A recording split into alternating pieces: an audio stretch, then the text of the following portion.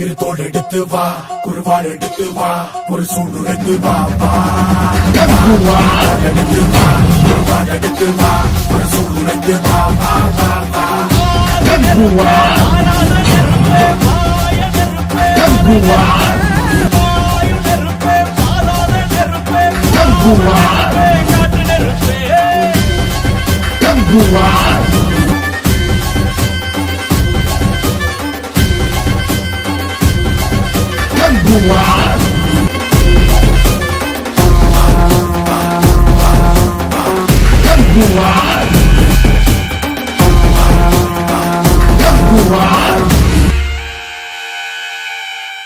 இடித்தது மழை அடித்தது அடித்தது புயலும் மலையுடைந்தது அலை எழுந்தது நல்லோடும் உள்ளோடும் காற்றோடும் போராடி வாழும் இனம்